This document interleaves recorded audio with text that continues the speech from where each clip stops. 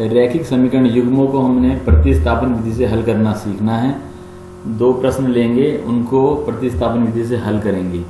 जरा देखें, ये प्रश्नावली 3.3 के ही प्रश्न हैं। देखें, 2 प्रश्न हैं, एक ये है और एक दशमलव वाला है। तो पहला ये देखें, इसमें हम संगतता और संगतता भी देखेंगे कि ये इनके हल संभव भी हैं या नहीं।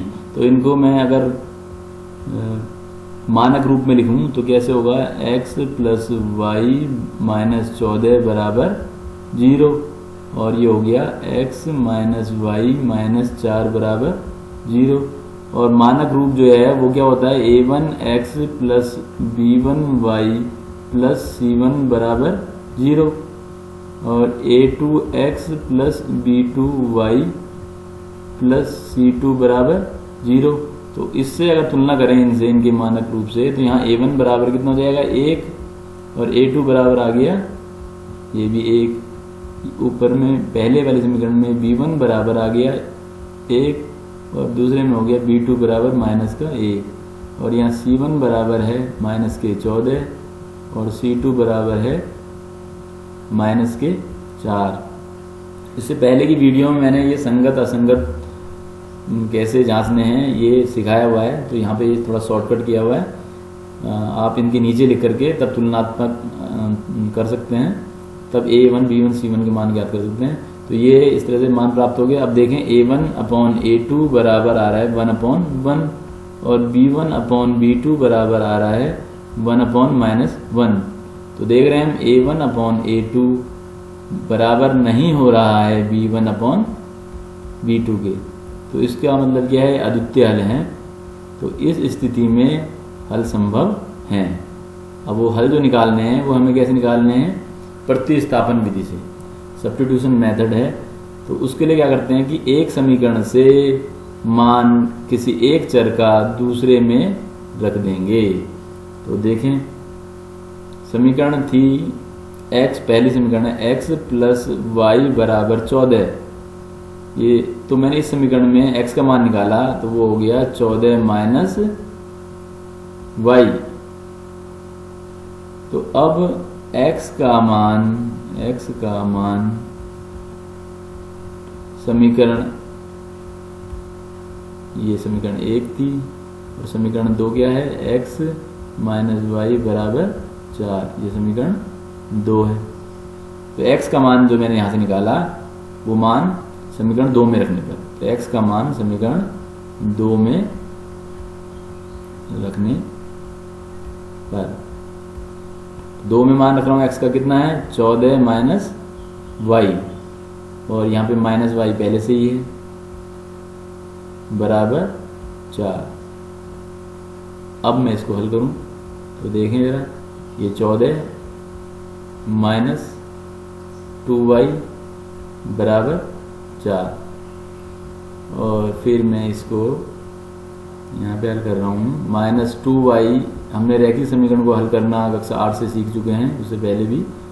तो चर पदों को बाईं तरफ रखना है, अचर को दाईं तरफ ले जाना है। 4, ये 14 है, बराबर के इधर ले जाएंगे, पक्षांतर करेंगे तो चिन्ह बदल गया, और ये -2y बराबर आ गया -10, y बराबर आ गया -10/2।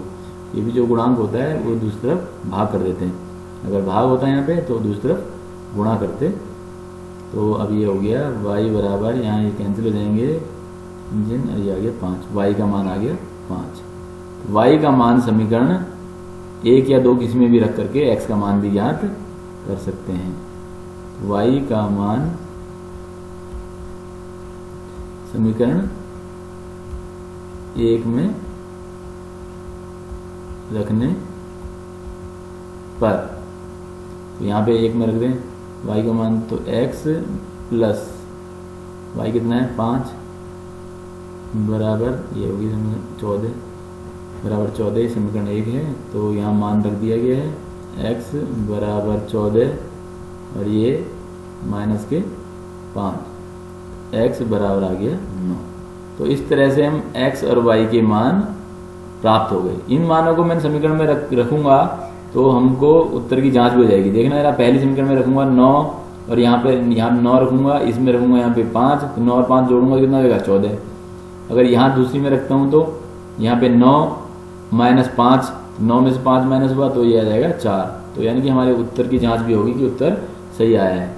इसी तरह से हम दूसरा प्रश्न भी देखते हैं।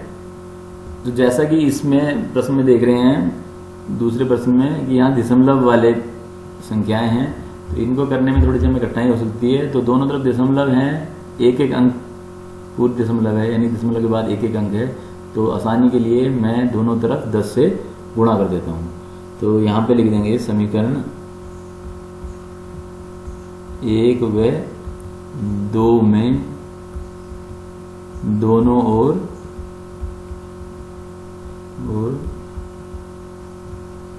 10 से गुणा करने पर।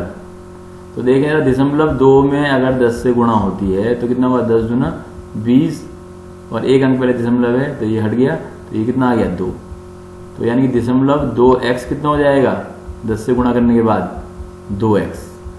इसी प्रकार से दशमलव 3 की गुणा में अगर 10 में करूंगा तो कितना हुआ 10 या 30, एक अंक पहले दशमलव, तो यानी कि ये हो गया 3। तो दशमलव 3y जो है 10 से गुणा करने के बाद कितना हो जाएगा 3y।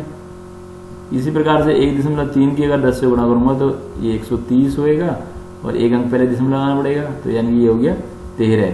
तो समीकरणें बन जाएंगी 2x प्लस 3y बराबर 13। इधर भी 10 से गुणा दोनों ओर, और इधर भी 10 से गुणा। ऐसे ही इसमें भी 10 से इधर गुणा और इधर भी 10 से गुणा। तो दूसरी समीकरण बन गई 4x प्लस 5y बराबर 23। तो अब इनको अगर मानक रूप में लिखूं तो मानक रूप में लिखने के लिए यहाँ पे देखना 2x प्लस 3y माइनस 13 बराबर 0, और मानक रूप जो है उससे तुलना करें, संगतता की जांच भी कर लेते हैं लगे हाथों। a बराबर 2 हो गया, b1 बराबर 3 हो गया, और c1 बराबर माइनस के 13। इसी प्रकार इस वाले को 4x प्लस 5y माइनस 23 बराबर 0। तो यहाँ पे a2x plus b2y plus c2 बराबर 0। तो a2 बराबर आ गया 4, b2 बराबर 5 और c2 बराबर आ गया माइनस के 23। तो देखें जरा a1 अपॉन a2 ये कितना है 2/4, यानी कि सरल हो जाएगा 1/2, काट लेंगे यहाँ 2 से, और b1/b2 बराबर हो गया 3/5। ये 3 है b1 और यहाँ पे b2 3/5। तो देखें ये बराबर नहीं हो रहे, यानी a1/a2 नहीं है बराबर b1/b2 के, क्योंकि 1/2 3/5 के बराबर नहीं है। तो अद्वितीय हल है, यानी कि इनके हल संभव हैं। अब हमको करने हैं प्रतिस्थापन विधि से हल। तो समीकरण 1 को से कहते हैं मान प्रतिस्थापित करते हैं किसी एक का। 2x बराबर 13, इसको मैं सरल कर रहा हूँ, दोबारा नहीं लिखा, इसको ले गया बाएं तरफ दाएं तरफ, तो ये होगा माइनस का, और x बराबर आ जाएगा 13 माइनस 3y/2। ये आपको पता ही है कि गुणांक जो है वो गुणा है तो नीचे आएगा, भाग है तो ऊपर आता है। तो x का मान ये हो गया। तो x का मान समीकरण 1 से निकाला है तो 2 में रखेंगे, अगर 2 से निकाल रहे हैं तो तब 1 में रखना है। हमेशा याद रखना है, जब भी किसी एक का मान ज्ञात करते हैं, प्रतिस्थापित करना होता है, तो जिस समीकरण से निकालते हैं दूसरी समीकरण में प्रतिस्थापित करते हैं, उसी समीकरण में नहीं करना। तो x का मान समीकरण 2 में रखने पर, तो देखिए 4 x कितना है, ब्रैकेट लगा देते हैं क्योंकि ये ज़्यादा बड़ी संख्या हो जा रही है। 13 माइनस 3y बटे 2 ये है, प्लस 5y। मैंने डायरेक्ट ही मान रख दिया है यहाँ पे, x का मान डायरेक्ट रख दिया है, 4 ही रहा, x का मान ये रख दिया है और प्लस 5y वैसे ही रहने दिया, बराबर 23। अब यहाँ पे ये क्योंकि 4 की इससे गुणा हो रही है, यहाँ पूरे में भाग है, तो इसको मैं सरल कर सकता हूँ। ऐसा कभी नहीं करना कि यहाँ पे ये माइनस हो रहा है और यहाँ पे कोई संख्या है, ये 4 यहाँ पे 2 दूनी 4, ऐसे नहीं काटना। अगर गुणा हो रहा है तो तभी कटेगा, तो 2 दूना 4, तो ये हो गया 2 और 13 माइनस 3y प्लस 5y बराबर 23। फिर देखें अंदर गुणा करेंगे तो 13 दूनी 26 हो जाएगा, इसकी 2 की गुणा ब्रैकेट के अंदर सभी से होगी, और ये 3 दूना 6y प्लस 5y बराबर 23। और फिर यहाँ देखें ये दोनों चर हैं तो ये हल होंगे, माइनस का y हो गया और ये यहाँ रहा 26 बराबर यहाँ 23, माइनस y बराबर 23। और जैसा कि रेखिक समीकरण को हमने हल किया हुआ है पिछली कक्षाओं में, तो चर जो है बाईं तरफ और अचर दाईं तरफ ले गए इसको इधर, तो माइनस का y बराबर, ये विपरीत चिन्ह है, पूर्णांकों के जोड़ने घटाने का नियम, विपरीत चिन्ह घट जाएंगे, 26 में 23 3, जो संख्या बड़ी है चिन्ह उसका दोनों तरफ माइनस है तो इसलिए कैंसिल हो जाएगा, y बराबर हो गया 3।